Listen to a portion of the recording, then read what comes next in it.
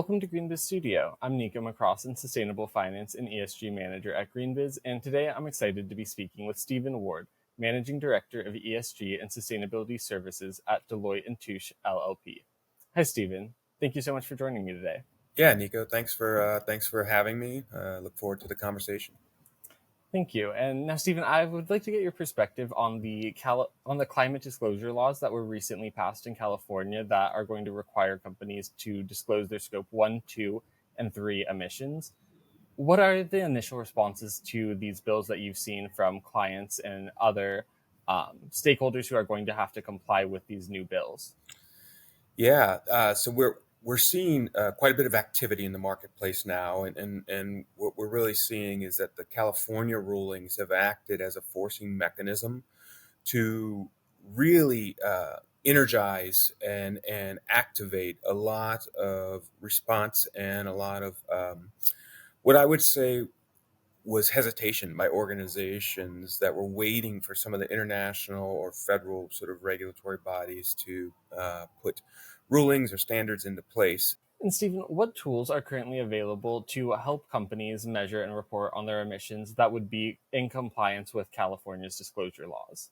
So thanks, Nico. That's a great question, and it's something we're really excited about. The ESG technology space right now is a rapidly evolving space. It's changing on nearly a weekly basis with dozens and dozens of software providers coming out with new tools, new modules, enhancements to existing tools to provide carbon accounting functionality, to provide physical and transition risk analysis capabilities, and finally, the final last mile reporting that's required with a lot of these different regulations, and aiding and assisting in that. The good thing is that many of these tools exist within existing ERP and GRC systems that companies are already using in order to get the most out of their budgets related to ESG and sustainability, and also limit the technical debt associated with adopting lots of different new software capabilities. There is no one silver bullet out there right now when it comes to technology. And so we strongly encourage organizations to think about a portfolio or a suite of tools associated with ESG and reporting, particularly as it relates to California or the SEC proposed rule, as opposed to looking for one monolithic software that they're going to need. The most important aspect of all of this, though, of course, is data management and understanding your organization's data taxonomy, provenance, and curation. That is the most critical piece to successful exploitation of technology in the sustainability space.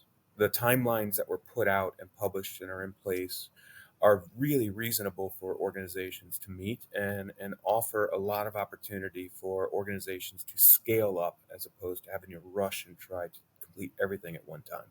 You say that the timeline is very reasonable, that companies should be able to meet it. But I know a lot of the people that I speak to are definitely still having quite a few concerns about their ability to meet this. And so I'm curious, what tools are currently available to help companies set themselves up to comply with California's disclosure laws as they go into effect over different stages?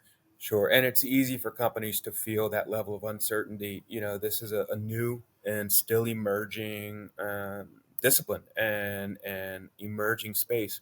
And it can feel very abstract and overwhelming at times. And so our advice to our clients and anyone out there that's going to have to respond to these regulations is to not try to boil the ocean, right? You want to be able to chip away at this and do it in very meaningful phases that align with your organization's strategy, your organization's sort of ethos and sort of social responsibility.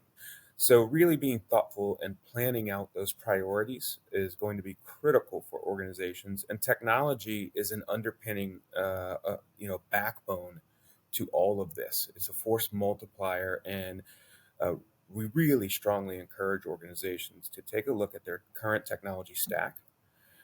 Many of the existing ERP systems and GRC systems that are in place at organizations across the world now are implementing modules and tools specifically focused on ESG. And we spend a lot of time helping organizations here at Deloitte to assist with their ESG reporting, documentation, controls, data management. In addition, there are dozens of third-party softwares that can and technology stacks that can assist with greenhouse gas reporting, carbon accounting, with physical and transition risk analysis. At the end of the day, what an organization needs to accomplish, what they need to understand is that there's a lot that can be done and effectively done within your existing stack of information. The piece of any technology or ESG journey that's going to travel with an organization throughout its entire ESG journey is going to be its data. So having a very strong data strategy, understanding your data taxonomy, the data provenance, who owns it, who curates it, is absolutely critical to effectively leveraging and exploiting any software technology. As a first step, could you perhaps say where's a good place for organizations that are going to start this journey? Where can they start? Start with a materiality assessment and a gap assessment. You have to know where you are to know where you can be, and where you can get to. And so we really advise organizations start with that gap assessment, understand where their holes are, where their blind spots are, understand which of all of the different regulations out there right now they are subject to and need to respond to, and understand how they can respond to one while at the same time responding to many by crosswalking those different standards with one another. In addition, understanding what is financially material and meaningful to the operations and profitability of the organization beginning its journey. And many organizations have initiated different portions, right, of their ESG journey, maybe undertaking a physical risk analysis, maybe starting their scope 1 and 2 GHG inventory assessments. This doesn't mean that you can't step back and take a look at what is material to your organization, what standards you are going to be subject to, and really developing that long-term roadmap and plan. There is one, though, uniform climate requirement that exists across all of these, and this is GHG accounting and inventory.